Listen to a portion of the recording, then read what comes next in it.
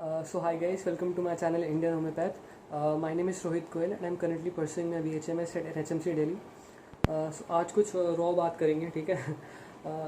आज मैं आपसे डिस्कस करने वाला हूँ कि होम्योपैथी लोग हेसिटेंट क्यों है होम्योपैथी को लेने में, ठीक है.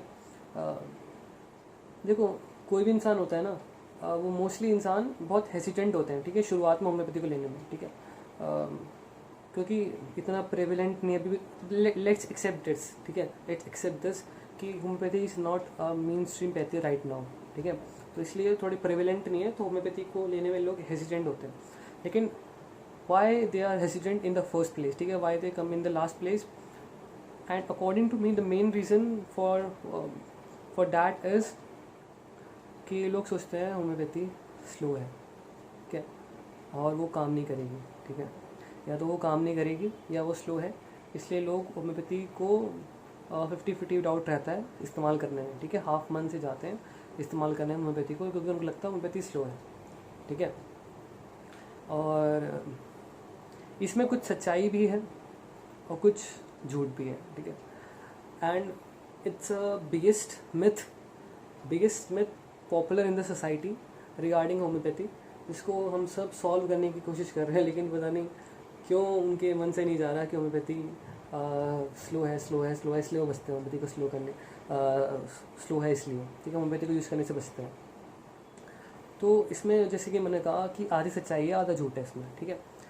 सच्चाई इसलिए है क्योंकि एक थंब रूल होता है, कभी भी कोई चीज़ बहुत जल्दी इफेक्ट कर रही है ना, आपको बहुत जल्दी बहुत ज़्यादा इफेक्ट दे रही है ना, तो उसमें कुछ ना कुछ सस्पिशियस ज़रूर होता है, ठीक है, क्योंकि नेचर का लॉ है, ठीक है.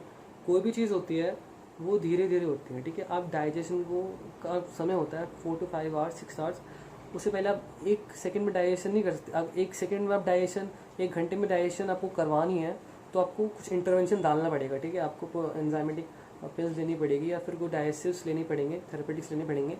तो वही चीज़ है, ठीक है. आपको जल्दी करवानी है तो आपको कुछ इंटरवेंशन करना पड़ता है, लेकिन आपको नेचुरल स्पीड से करवानी है तो वो स्लो होता है, ठीक है.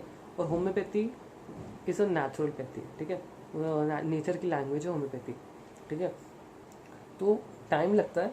अगर जैसे बड़ी बड़ी बीमारियाँ है ना यार, बड़ी बड़ी बीमारियों में टाइम लगेगा आपको, ठीक है, और वो टाइम वर्थ है, ठीक है. समझ रहे हो, वो टाइम वर्थ है, ठीक है.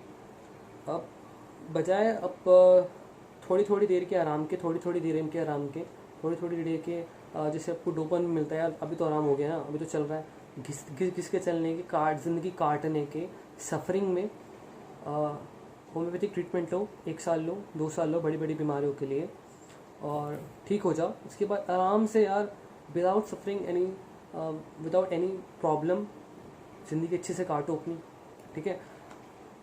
लेकिन मैंने कहा, जैसे कहा, इसमें आधा झूठ भी है. झूठ इसलिए है क्योंकि ये जो मैंने आपको बात बताई ना कि होम्योपैथी स्लो है, वो क्या कहते हैं, क्रॉनिक डिजीज़ के लिए हम बोलते हैं स्पेसिफिकली. लेकिन एक्यूट डिजीज़ के लिए, आपको फीवर चढ़ा, आपको कोल्ड एंड कफ, आप होम्योपैथिक दवाई खाओ, कुछ घंटों में आराम हो जाएगा आपको, ठीक है. बता रहा हूँ, आराम हो जाएगा आपको कुछ घंटों में, 1-2 दिन में आराम हो जाएगा आपको. क्योंकि जो बीमारी जितनी जल्दी, जितनी तेज़ी से, जितनी स्ट्राइकिंगली आती है, उतनी स्ट्राइकिंग भी वो कम भी हो जाती है, ठीक है, अगर आप सही इंटरवेंशन दो. लेकिन अगर आप गलत इंटरवेंशन दो, या इंटरवेंशन दो ही मत, ठीक है, उसको प्रॉब्लम को सॉल्व ही ना करो, तो वो बीमारी एक्यूट से क्रॉनिक में कन्वर्ट हो जाती है, ठीक है. तो सही समय पर सही सलाह और सही मेडिसिन लेना ज़रूरी है, ताकि आपकी प्रॉब्लम वहीं सॉल्व हो जाए. इसलिए हम कहते हैं कि पहले आओ होम्योपैथी पे, लास्ट में मत आओ, ठीक है. लास्ट में आओगे थोड़ा टाइम लगेगा, और वो टाइम वर्थ है, ठीक है. वो आपको टाइम पता नहीं चलेगा, ठीक है. अगर आपकी मेडिसिन सही है होम्योपैथी में, तो जैसे जैसे आपकी इंप्रूवमेंट होती जाएगी, वैसे वैसे आपको और अच्छा लगता जाएगा, और अच्छा लगता जाएगा, और अच्छा लगता जाएगा. और आपको पता नहीं चलेगा कि आपको कब बीमारी आपके बहुत सटनली आपकी बीमारी चली जाएगी शरीर से, आपको पता नहीं चलेगा, ठीक है. बहुत धीरे धीरे स्विफ्टली आपके अब धीरे धीरे आराम होता जाएगा, और आपको पता नहीं चलेगा कि आप कैसे ट्रांजिट कर गए एक डिजीज स्टेट से एक हेल्दी स्टेट में, ठीक है. तो आपको पता नहीं चलेगा उस टाइम का, अगर आपको आराम होता रहेगा. तो पता चलता है टाइम का जब कि सफरिंग होती है, ठीक है. इसलिए आप गिनते हो ना कि अब मेरे को 4 साल से बीमार हूँ, मैं 4 साल से सफ़र कर रहा हूँ, 5 साल सफ़र कर रहा हूँ, तो वो 1-1 सेकंड इसलिए भारी लगता है क्योंकि आप अभी सफरिंग में हो. जैसे जैसे आपको आराम होना शुरू होगा ना होम्योपैथी में, वैसे वैसे आपको टाइम पता नहीं चलेगा, ठीक है। बता रहा हूँ मैं, पर्सनल एक्सपीरियंस से बता रहा हूँ, ठीक है। तो ये दिमाग से डाउट निकाल देना होम्योपैथी स्लो है या फिर वो काम नहीं करेगी। अच्छे डॉक्टर के पास जाना, अच्छी दवाई सिलेक्ट करेगा आपकी वो, और समय से लेना, हर चीज़ फॉलो करना, और गाइडलाइंस और न्यूट्रिशन गाइडलाइंस या डाइटरी सप्लीमेंट्स अगर वो दे तो अच्छे से फॉलो करना, ठीक हो जाओगे, ठीक है। विश्वास रखो, ठीक हो जाओगे, भगवान पे विश्वास रखो, ठीक है, ठीक हो जाओगे। कोई इसमें रॉकेट साइंस नहीं है। और ज़रूरी नहीं है कि आप ठीक हो जाओ, क्योंकि बहुत सारे इनक्योरेबल डिजीज़ भी होते हैं, तो वो पैलेशन वगैरह होता है, तो इट्स नॉट मैजिक, ठीक है। It's not magic at all, ठीक है। पहली बात बता रहा हूँ, it's not magic at all, ठीक है। It's proper art, it's proper science, ठीक है। बहुत मेहनत करनी पड़ती है, क्या कहते हैं, एक होम्योपैथिक फिजिशियन को एक केस को मैनेज करने के लिए, ठीक है। और जब वो केस इनक्योरेबल हो तो और भी मेहनत करनी पड़ती है, ठीक है, उसको पैलेट करने के लिए, ठीक है। लेकिन जो पैलेशन मतलब जो टेम्परेरी आराम, ठीक है, टेम्परेरी आराम अगर आप होम्योपैथी से लेते हो तो वो लॉन्ग लास्टिंग रहता है और without side effect any further complications रहता है इनक्योरेबल डिजीज़ में। लेकिन अगर आप उसी आराम को थोड़ी थोड़ी देर को लगाते रहोगे, वो टेम्परेरी आराम अगर आप उससे लोगे, एलोपैथिक ड्रग से लोगे, डैट विल कॉज सप्रेशन, ठीक है। लिख के ले लो मुझसे स्टैम्प पेपर में, डैट विल कॉज सप्रेशन, ठीक है। परसिस्टेंटली सप्रेशन करोगे, बीमारी दब जाएगी, आगे आने वाले सालों में आपको और परेशान करेगी। फिर मत आना होम्योपैथिक डॉक्टर के पास, क्योंकि लास्ट में बहुत ज़्यादा मेहनत करनी पड़ेगी आपको उस होम्योपैथिक डॉक्टर को आपकी जो अंदर की कंडीशन है उसको सुधारने में, ठीक है। तो अपनी बॉडी के साथ भी ज़्यादती मत करो, ठीक है, जस्टिस करो अपनी बॉडी के साथ, जितना जल्दी हो सके उतना जल्दी आओ, और मेन फोकस प्रिवेंशन पे रखो, ठीक है।